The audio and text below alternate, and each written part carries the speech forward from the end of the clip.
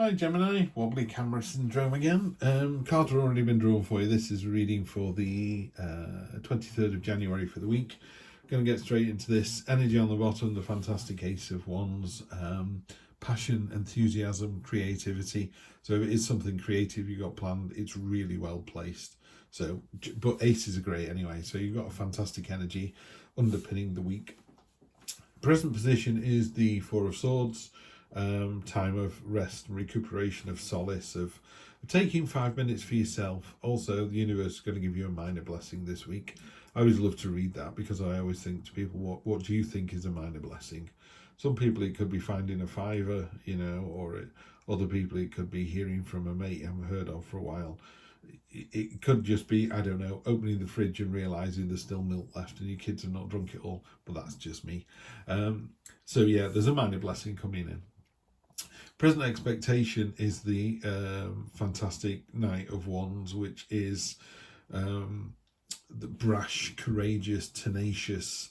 There's a couple of tenacity. I love the word tenacity anyway, but yeah, there's a real sort of tenacious energy about the week, so that's good to see.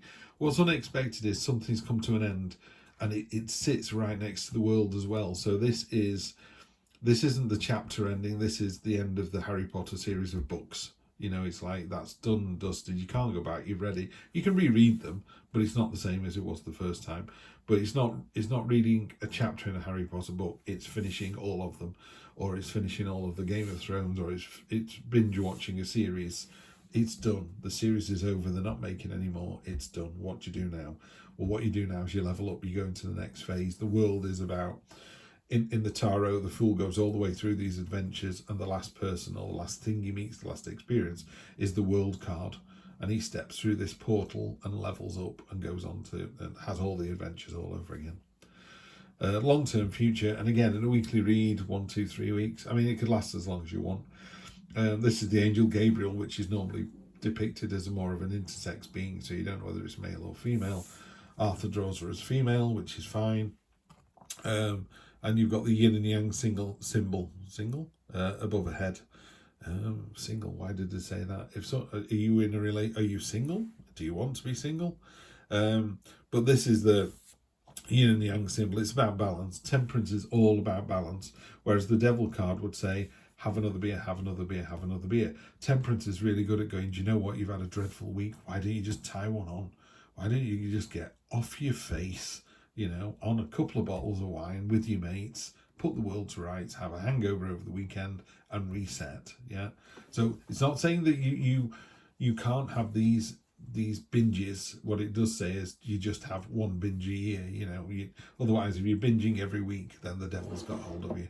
But temperance is about, find the balance, and just live with it. In the background we've got, you just about see them, flowers on one side and swords on the other. Peace and war, heaven and hell, as above so below. Tarot is all about finding that balance. So I don't know what this is. It's something very, very unexpected, but the ace is like, so it's almost like the door closes on this, but you've got a new start, and literally new start and balance it out. Just find the middle ground. The Hermit, yeah, you need to go and think about it. So it's sat on top of the Four. The Four's already a card of solace, rest and recuperation. The Hermit's doubling down on that. You need to find a little bit of quiet time. Maybe every day, just find 5, 10, 15 minutes. Just meditate, close your eyes, go somewhere nice. Just think happy thoughts and see where they take you. Tarot isn't maybe a divining rod. I was going to say it's not a fortune-telling device. Otherwise, I would ask for the next week's lottery numbers and win the lottery, and that's it. So it doesn't do that. What it does is it kind of focuses the mind. I always think of it as a signpost in the mist. The closer you get, the more detailed it becomes. You go, is that a person or a tree? Oh, it's a signpost. You get a bit closer. Oh, it's a finger post. It's got a sign on top of it. Get a bit closer. Oh, it says London. Get a bit closer. It says, oh, London, 3 miles. The whole thing is like the more you get into it, the more you think about it. So what I think is going to happen here is, in your present situation, you need to think long and hard about what it is you want, where you are, what's working, what's not working, and the answers are already in there. They're not going to come from an external source. It's literally going to be a light bulb moment for you. The 7 on top of the brash and tenacious, we've got the 7 of Pentacles. 7 of Pentacles, in this card, she's looking at this tree that's full of, it's fecund with fruit or money or whatever. It can be quite a financial thing, and it's a sort of, you're able to dip into savings, or you're able to see how well everything's working. But it is a card of, look at all the hard work you've done. It also has a little bit of rest and recuperation. It's a bit of a sort of pause after hard work. You didn't get that busy a reading last week, so I don't know whether you've had a busy week last week. Maybe it's the fallout from Christmas. I know we're only 2 or 3 weeks in. Christmas feels like it was a year ago, and it was a year ago. But yeah, this is also a card of rest and recuperation. But it's a great card. It's a bit sort of, haven't you done well? If you're in a job or a relationship, it would say, you're a fantastic partner. Now be an even more fantastic partner. It's all about moving up and moving on a level. Another 7. So on top of the 10 you've got, okay, that makes sense. After the end, the 10 of Swords is very definitely an ending. There is no doubt about it. It's normally 10 swords in the back of the King. He's not getting up from that. Hope still remains, and again, in the traditional Rider-Waite, there is a sunrise coming up. So it's like, a new day dawns. And that's going to lead to, obviously, if one thing ends, you get choices. So you finish the Harry Potter series of books. What do you do now? Do you start another series? Do you just read a little palate cleanser? Do you not read books for a while? Do you go off and do something else? So, if it's the end of a relationship, you could find all of a sudden there are a lot of people interested in you, and you might just be going, I've got loads of choices, but do you know what? I'm just going to pause and have a couple of weeks off and just chillax.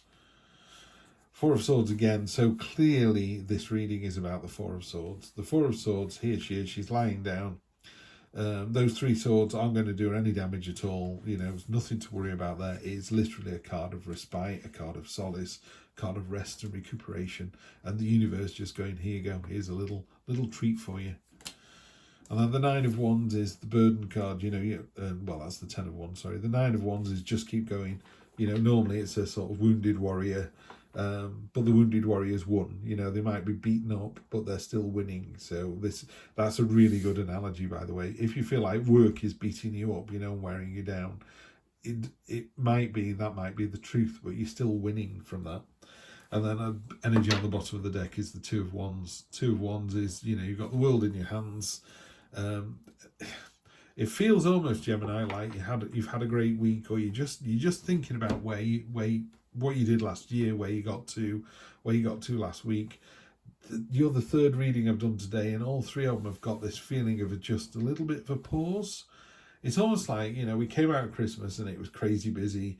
Then we've all gone back into our, regular routines.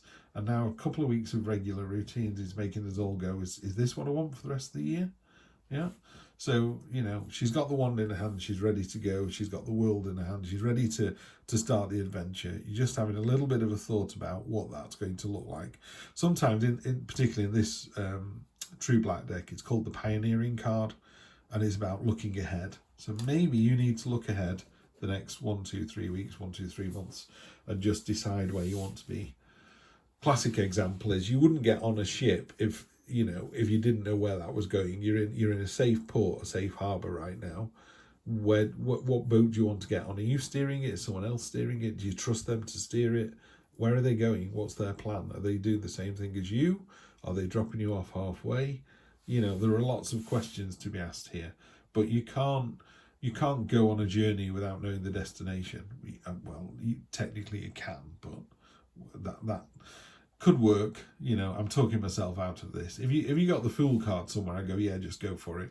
I'm not seeing any of that. It feels to me, Gemini, like you're just having a week of, let me just think about where I am and where I want to be in 1 year, 2 years, 5 years. Anyway, come back next week and we'll see where this journey takes us. I'll see you soon. Take care.